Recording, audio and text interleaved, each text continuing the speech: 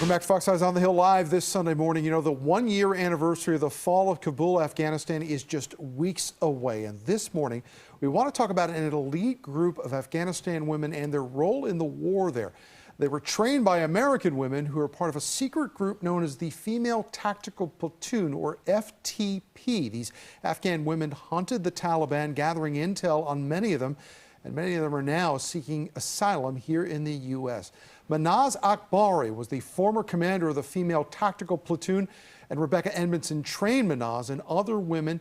And she was with our program, and she is a manager with the Penn Fed Foundation, helping to bring these women to the United States. It is our honor to welcome you, Mahnaz and Rebekan. And I want to start with you, Rebekan. This is really untold recent history of our country. What was this group? How effective was it? And what debt do we owe these fighters now? This group of women, I would have to say, are the most phenomenal group of humans that I've ever had the pleasure of meeting and then working alongside of in Afghanistan. What they did to add to the mission set when we were operating over there essentially made us more successful than we ever could have been without their support. They were able to help us collect intelligence and to succeed in the mission set, and they're amazing. Mahnaz, we know that the Taliban, in their rule of the country for a year now, have been oppressive to women, have restricted women's rights. Did that give you any kind of advantage, though, when you were fighting them, that they did not take you as seriously as they should have?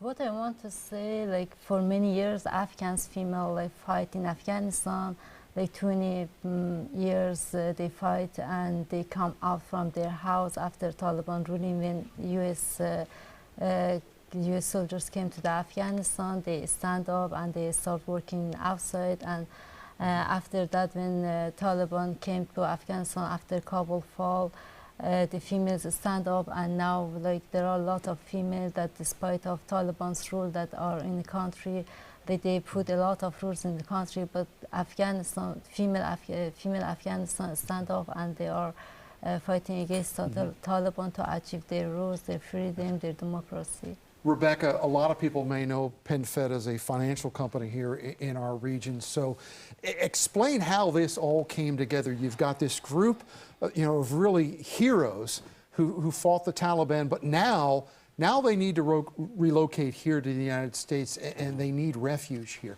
How did this all come together? Well, as many people know, the Penn Fed is a veteran-centric foundation, so our aim is to support veterans, especially those that have worked so diligently to support our cause. So the women of the Female Tactical Platoon certainly fit that mold, and so our goal is to partner with them, to continue to partner with them, and to ensure that they are as successful here in the United States as they were in Afghanistan. Mahnaz, obviously you didn't want to live here. You wanted to live in your own country, and that's why you fought for your own country. But what is needed now for us here in the United States to do to support all of you who did fight this fight? It's not just my need, it's like all Afghans that came here, like all of them, they are concerned about their status. Like a lot of Afghans, they came here from Kabul fall here, but they don't have a clear status, and most of them, they are eligible for asylum, but they don't have they don't have money to get a private lawyer, and it's really hard to get for them to get pro bono lawyer.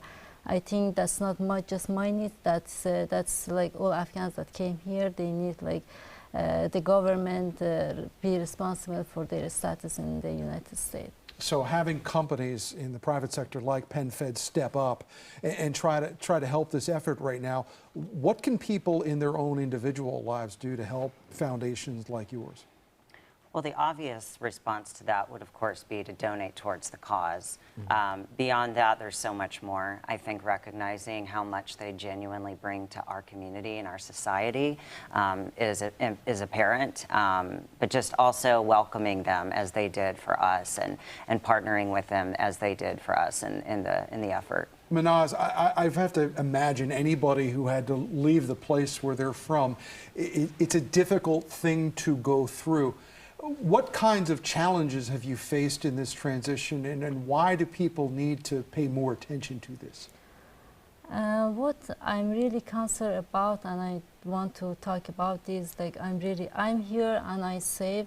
I have house, I have everything, but I'm really concerned about the people that are in Afghanistan. Like the children are starving, the females, the children, they can't go to the school. Even if they go to the school, like Taliban train them and grow them with their ideology, and it's really danger for the future of the world.